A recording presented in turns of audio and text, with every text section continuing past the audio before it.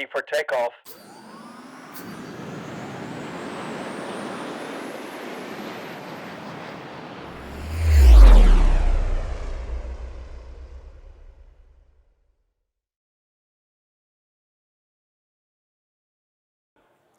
I want you to meet Sally.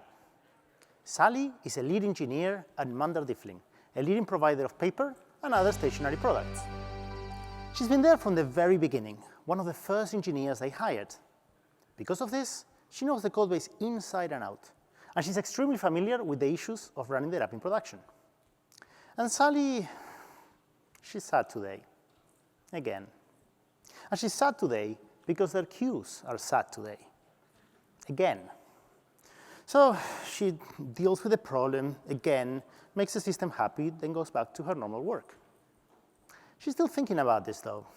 This has been a problem for years, and no matter what they've tried, they never seem to be able to fix it. The next morning, after a good night's sleep, Sally wakes up with a solution, a radical new idea that will solve these problems once and for all. But to understand how that will fix all their problems, we first need to get to know a little bit of history to understand how Munder Diffling got here in the first place. First of all, though, hi, my name is Daniel, and I work at Indeed Flex. We are a flexible staffing platform based in London. As you probably noticed, though, I'm not originally from London. I come from Argentina, so in case you're wondering, that's the accent. And now let's go back to our little paper company. You see, when Sally joined Munder Diffling, they were a tiny team of only 3 developers. And they wrote the app that was running the entire company, buying paper, keeping track of the inventory, selling it, delivering it, everything. And at first, everything was just running inside their one little web server. And that was fine for a while, but they started having some trouble with that at some point. So Sally decided to add a background job system. And then there was a queue. And the queue was good. It solved a lot of problems for the team. So they started adding more and more jobs to the queue. And the queue was still good, so more and more jobs get added to it. And so our story begins. A few months later, Joey receives a support ticket. Users are reporting their reset password functionality is broken. Joey takes the ticket, works in my machine, he says, and closes it as can reproduce. Now, of course, the ticket comes back with more details. Users say they're still not receiving the email. And sure enough, when Joey tests this again in production, he indeed does not get the email. After a bit of investigation, it turns out that the queue has 40,000 jobs in it, and emails are getting stuck there and going out late. Joey spins up some extra workers to drain the queues faster and marks the ticket as resolved. But this had customer impact, so he decides to declare it an incident, and whilst he's writing the postmortem, he starts thinking, how can we prevent this from happening again? Now, Joey knows that when a job gets stuck in a queue, it's because other types of jobs are getting in the way. And one way to fix that is to try to isolate those loads so they don't interfere with each other. We can't have all the jobs in one big bag and just pick them in order, right? Some of them are more important than others. Now, in some queuing systems, you can set priorities for some jobs, and that lets some of those jobs skip the queue and run faster. So Joey thought maybe that would be a good idea, but it turns out their queues don't support priorities. Jobs are picked up in the same order that they're put in the queue. As an aside, by the way, that's a good thing. Priorities won't really solve the problem, and we'll see why later.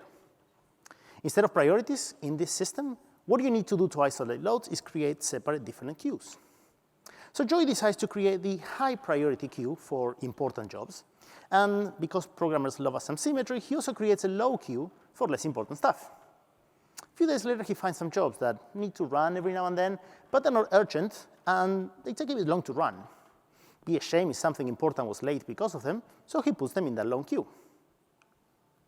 Now, a few months down the road, Joey is dealing with another incident related to queues. Turns out everyone's jobs are important, so the high queue has tons of different jobs, and now credit card transactions are not being processed fast enough because of some other new job that's taking too long, and we're losing sales.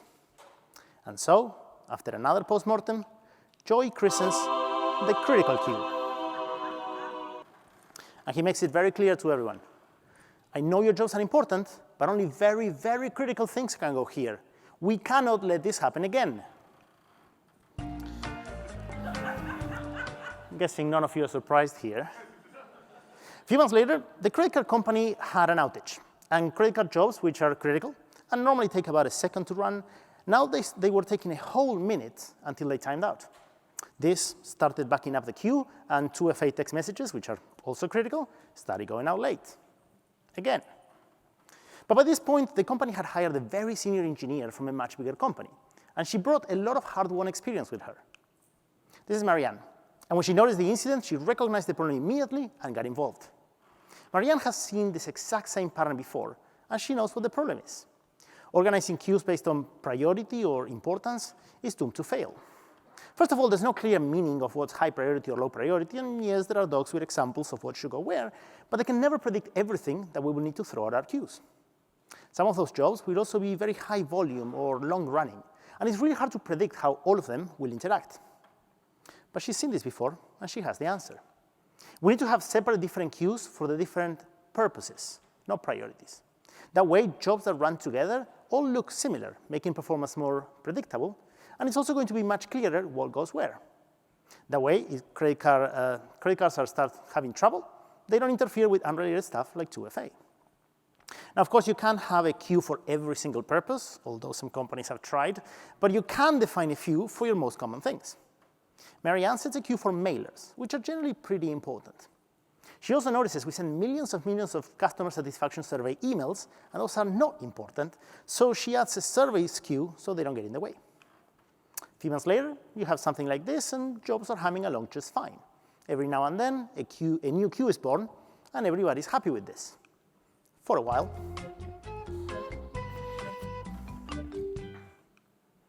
Now, fast forward a few years, and our little company has grown quite a bit by now. We now have a couple dozen developers, and as usual, they're split into teams, in this case, based on the different functionalities of the app. You have the purchasing folks buying the paper, the inventory people keeping track of it, the logistics team, etc. One day, the logistics team is having a little retro, and the mad column is pretty long. The purchasing folks have done it again. This is the 4th time this happens this quarter. How many times do we need to tell them? Turns out purchasing had this genius idea. Instead of calling vendors and asking them for better prices, they could just auto-email everyone and let the computer do the haggling. The feature was a little aggressive, and there were a ton of emails. So the tracking company didn't get the notifications they needed, and shipments went out late that day. Again. It's not always purchasing, though. We've had trouble with the sales team doing the same thing, too. And to be fair, we've also done this. Remember the ship apocalypse last Cyber Monday, where we clogged every queue in the system and ruined everyone's days? The conclusion seems clear. We have all of these queues, but we have no control over what other teams are putting in them. And they don't know what our jobs look like or what the requirements are for those jobs. There's only one way to fix this. Teams need to be able to act independently of each other. That's the point of teams.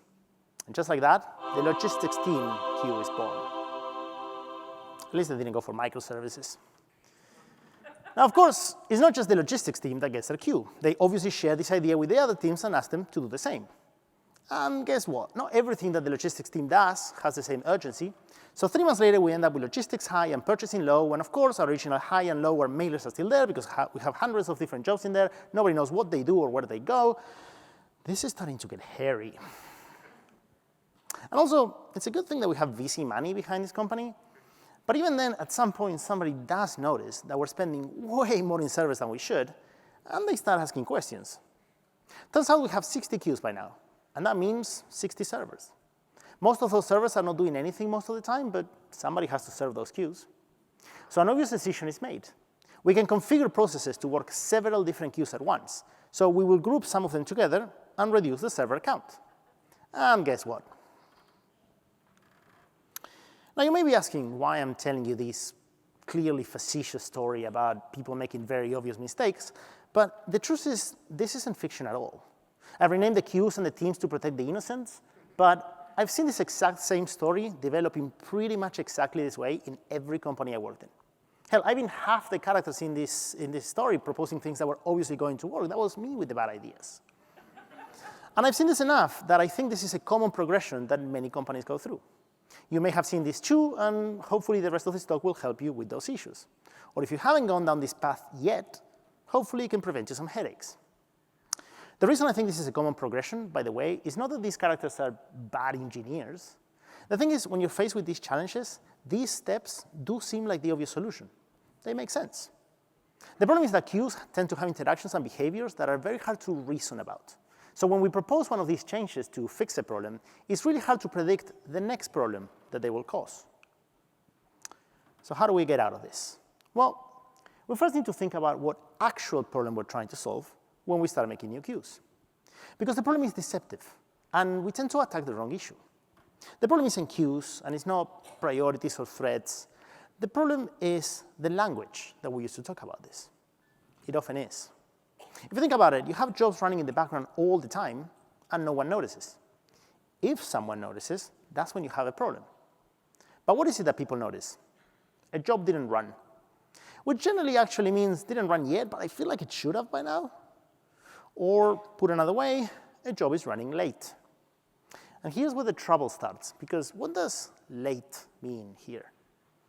Many jobs every day don't get to start immediately once they get enqueued. They tend to wait in the queue a bit, and no one notices. Some wait for minutes, and no one notices. Some others, it's very obvious if they're late, even by a little bit. For example, you probably know this one.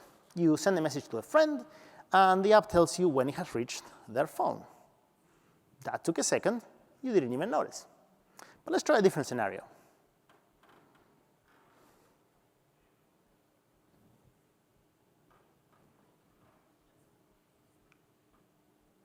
How anxious are you getting right now?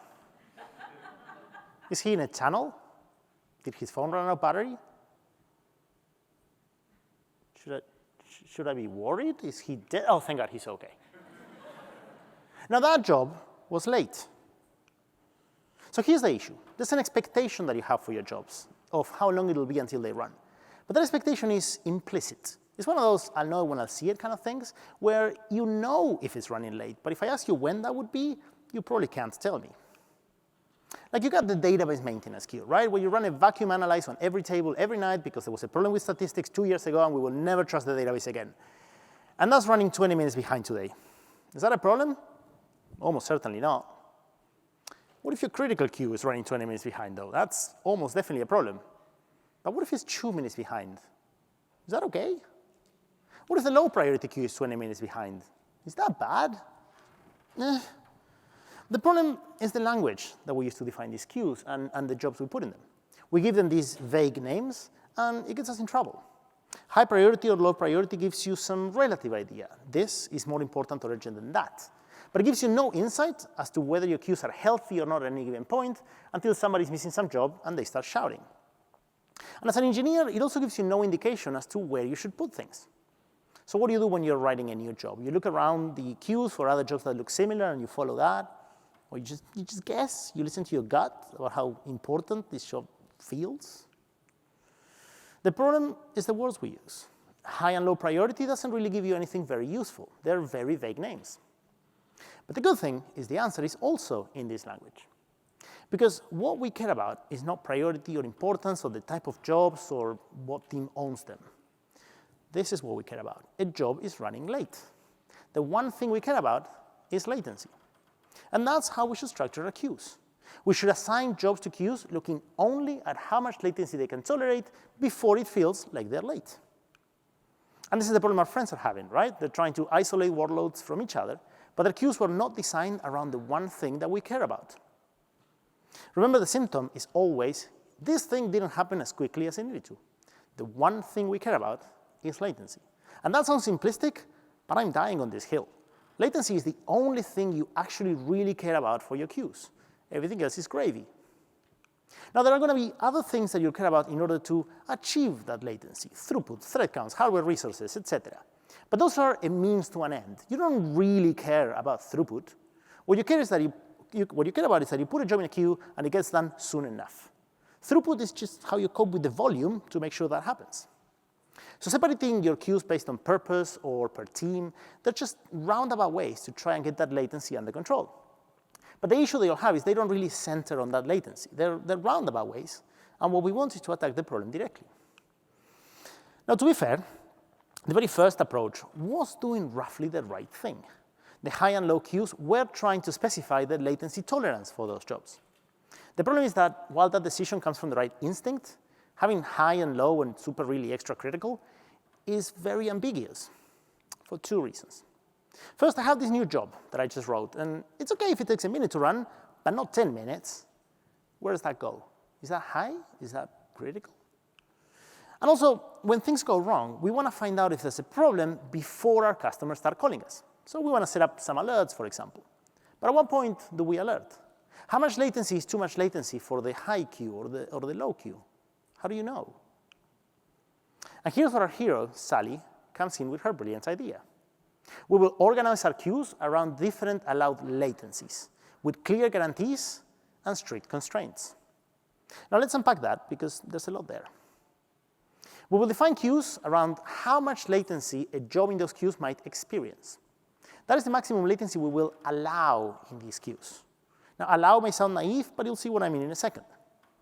What's important is that you know that if you put a job in those queues, it will start running in no more than that advertised maximum latency. We will name these queues based on that, clearly and unambiguously. Anyone that's looking at a queue needs to know exactly what they can expect from it. Now, here's the important part. That name, that's a guarantee. It's a contract. If you put a job in one of these queues, it will start running before that much time elapses. If a queue's latency goes over what it says in the name, alerts go off, fire departments get called, on-call engineers get woken up, and we fix it. The name is a promise, and you can count on it. And that part is the key to the whole solution. So as an engineer, whenever you're writing a new job, you will choose what queue to put it in based on how much latency it can tolerate. What that means is, what's the threshold where if your job doesn't run by that time, somebody will notice and think that the job is late, or it didn't run, or the system is broken. And this makes it much less ambiguous where to put things. What happens if that new job runs an hour later? Will anyone notice? No? Great. Goes into the within 1 hour queue. 1 hour too much? Is 10 minutes okay? Can you wait 10 minutes? You go to within 10 minutes. If not, within 1 minute. Now, granted, finding this threshold will be easier for some jobs than others, but you want to try and map out what would be the consequences of running at different levels of late and figure out what would go wrong. And be realistic. There's always a temptation to think everything must happen now. But remember that it can't all happen instantly, and we need to be thorough in figuring out how much time we can allow our job to wait, and always choose the slowest queue possible. Now, I sense maybe you're not convinced yet. So let's look at why this solves the problem we were seeing in a bit more detail. The key thing here is that the names that we give these queues are clear promises. They're a contract, and they set clear expectations for our developers. And by putting a given job in a given queue, a developer is declaring what those job's needs are. Remember we said earlier the problem is that jobs have an implicit amount of delay that they can tolerate. That's a requirement that those jobs have, but it's not documented anywhere and it's not actionable in any way. When we set up our queues like this, we turn that implicit requirement into an explicit one. If a job is in the within 10 minutes queue, you know it needs to start running in 10 minutes or less, or else. Another side of this is that when you have things like high and low priority queues, you will be unintentionally mixing jobs that can tolerate different levels of latency.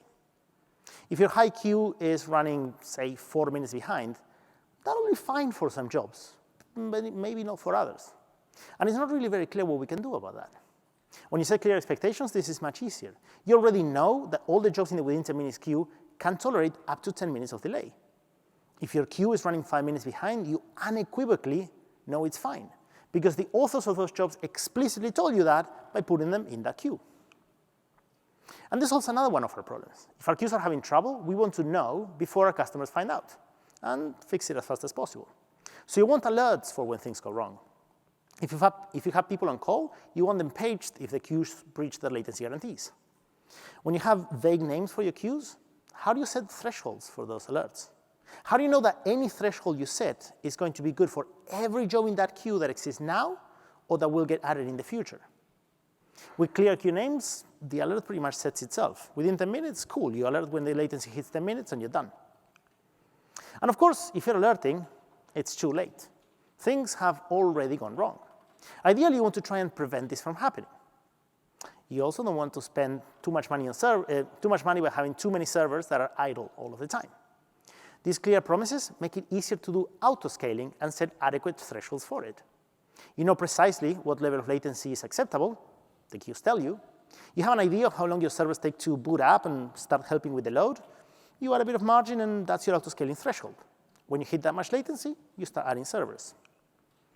At Indeed Flex, for example, we use 50% for most of our queues. If you hit 50% of the allowed latency, we start adding servers, one more every few minutes, until the latency goes back down below 50%. Now, 50% was an easy number to choose, and it's a bit arbitrary. We can probably tune that up for the slower queues, but it's high enough that most of our queues are running on the minimum number of servers most of the time, and when we get spikes, the queues just deal with it. We almost never get paged for breaches. Oh, by the way, if you do autoscaling, always do it on queue latency. Never on the number of jobs pending or CPU or anything else. It's always based on latency. Now, there's a flip side to this. These guarantees don't come for free. Contracts always go both ways. And for us, that means just one simple rule. If you're on a queue that can only tolerate small amounts of latency, you need to finish running pretty quickly. That's the flip side to this contract. I call it the swimming pool principle. In a swimming pool, you normally have fast, medium, and slow lanes, right? And if you want to be in this lane, you better swim at least this fast, or you need to go to the slower queue so you don't get in the way. In practice, this applies to our jobs too. If you're on a slow queue, one where jobs can tolerate a lot of latency, you can run for a while, and that's fine. But if you're on a fast queue, where jobs need to start quickly, you need to get out of the way fairly fast, or you're going to ruin the party for everyone. When you put your job in a given queue, you're signing into that contract. And if you break the contract, you're going to get kicked out of that queue. So we need to set a time limit for jobs in each of these queues. That is, if you want to run in the within 1 minute queue, you need to finish in this many seconds, or we can't take you in here. Sorry, you need to go to a slower queue. Now, to see why, there's a bunch of queuing theory formulas to calculate this, but that's kind of boring. So just picture this instead. You have a queue here on the left, where all of the jobs need to start within 1 minute. And like any queue, here on the right, you have a number of threads working those jobs. And the queue is running its little jobs, and they get out of the way pretty quickly. New jobs arrive, and everybody's happy. Now, you suddenly imagine you start putting jobs in that queue that each take 1 hour from start to finish. What happens to that queue? As soon as one of those threads gets one of those long jobs, that thread is now gone for an hour. Can't pick up any new jobs. So a small number of these jobs will clog all of the threads in that queue really quickly, and no work can get done anymore. If you do autoscaling, you're going to be adding a new thread for each job that clogs the thread. That's a lot of threads. Imagine instead if you had a queue where every job takes 2 seconds instead. Now, a single thread can handle a lot of jobs before you breach your promise. You can now run a lot more jobs with a lot fewer threads, and it's going to be much easier to keep your latency under control. And this is also, by the way, why priorities don't work. Your low priority but long-running jobs are going to fairly quickly clog all of the threads, and then there's no one left to pick up the new high-priority jobs that come in. So you need to set time limits for each queue. The faster the queue, the faster you need to finish. Now, where you choose to set these depends pretty much on how much money we need to spend on servers and on developers. It's a trade-off like everything else. If you set these limits too high, if you let jobs run for a while, that's going to make your developers' lives easier. But you're going to need more threads, and you'll spend more money in servers. If you set them too low, jobs that need to run with low latency need to be optimized more, maybe refactored, split into different parts. It's going to be more annoying for your developers, and you're going to spend more time doing that, so you'll spend more money in developers. It's a balancing act, and it depends on your priorities. I like the rule of thumb of setting up the target at 1/10 the latency limit. So a job in the within 1 minute queue can only run for up to 6 seconds. Within 10 minutes, can run for up to a minute, etc. In reality, this is kind of aspirational, and it's also going to vary a lot depending on the state of your code base and your app and your requirements. It's quite possible that you're going to have to set this quite a lot higher at first and spend more on servers for a while. Now, there are 3 important things to keep in mind that are going to be key to this implementation. Number 1, the latency promise in the queue and those limits are a contract between the infrastructure and the developer. And like any contract, we need to know if it's broken. If a job is going over those limits, a warning should go out to the respective team that owns the job to either improve it, or move it to a slower queue. Now, this is not a page. Nobody should be woken up in the middle of the night, but it should make it clear that it needs to be changed. Number 2, there's an implicit social contract here. Remember the inter-team fights that resulted in 1 queue per team? This is how you prevent that. If a job is breaching the time limit, there needs to be an explicit permission for folks to move it. Now, of course, we will all talk to respected people and see get an idea of what's the best course of action. But if a given job is making queues sad for everyone, you need to have that explicit permission for other teams to move it out, or you will end up in a situation where each team wants to control their own queues. And finally, respect the principle and focus on latency tolerance. Just because a job finishes quickly and can run on the fast queues doesn't mean it should. There's going to be a temptation to put jobs in the fastest queue that will accept them. Don't do that. You may have jobs that run very quickly, but nobody cares if they're late. Put them in the slow queues. Don't let them get in the way of jobs that are actually sensitive to latency. And this, in a nutshell, is how you fix the problems that you might be having with your queues. But wait, Daniel, I hear you say. What happened to our merry band of software developers?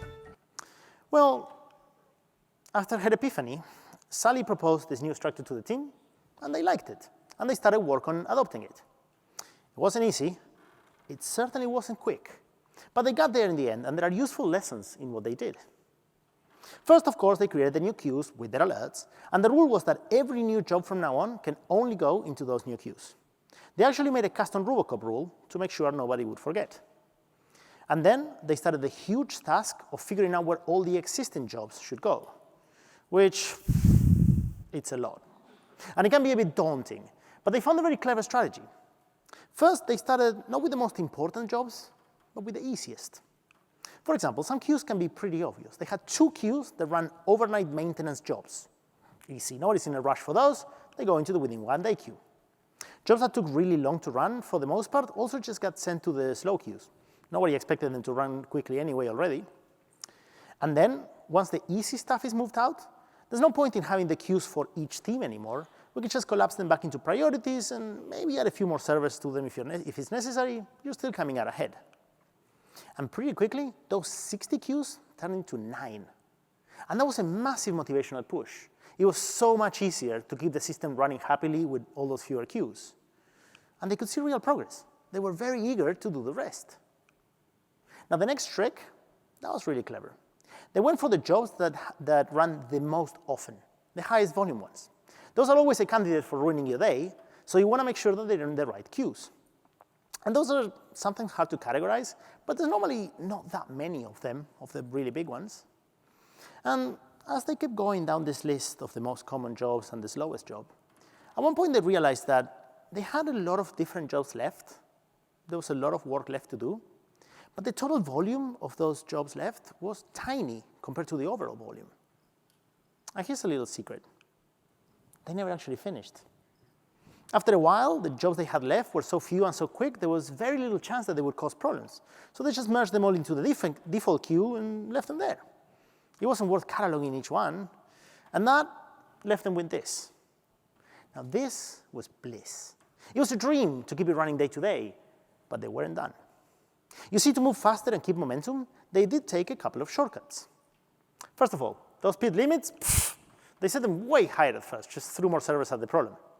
And this made it much easier to start putting jobs in the right queues without having to worry too much about their performance. But now they had a clear list ordered of trespassers, jobs that were too slow for their queues, which they could work on, gradually make them faster, and then gradually lowering those time limits until they got to the sweet spot. They also learned an extremely important lesson: when to break the one rule. You know how I said latency is the one thing you care about? That's true, but sometimes practical considerations means it makes sense to stray from that path a little bit. For example, some jobs need special hardware. In Ruby, that generally means a lot more RAM. If you can put them in their own queue, then you can have a few large servers for them instead of making all the servers for that queue more expensive. Sometimes you have jobs that want to run one at a time. And generally, this is an anti-pattern, but there are actually some legitimate reasons to do this. Having their own queue with one thread and never more than one instance lets you do that. And the name makes it clear that you should never give more than one instance to that queue. Some jobs do a lot of waiting on I/O, and they use pretty much no CPU. Mailers, webhooks tend to be like that. You could have really high thread counts for those and save on servers, but it would hurt the other jobs in the same queue. Giving them their own queue lets you make that distinction and save money on servers. You see, these are all the usual trade-offs of money versus complexity, and as always, your mileage may vary, but it's sometimes useful to stray from that path a little bit. Just make sure all of your queues still have a clear latency guarantee in the name, the usual alerts, and you're golden. And that's how our brave team of developers solved all of their queuing woes, reached pure queue bliss, and lived speedily ever after. Thank you.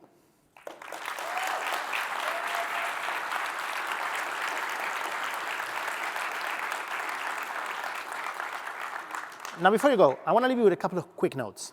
First, I just mentioned some of the most important lessons that our friends learned while implementing this, but there are a lot more, and they don't fit in half an hour. You can get more practical advice on how to do this on this repo. There's also that cop that I mentioned. You can download from there. I also want to do some thanking. First to Tekin Suleiman, who wrote one of the best talks I've ever seen, and whose style massively inspired this talk. If you haven't seen this, you should definitely watch it. Also my friends, Nick, Lisa, and Chris, for watching early versions of this talk and every other talk and making them much better. And last but not least, to Neil Chandler, one of my teammates, who actually is the one that came up with most of those clever ideas that I mentioned at the end on how to make the implementation tolerable. And that's all from me. Thank you, and I'll see you all in the hallway.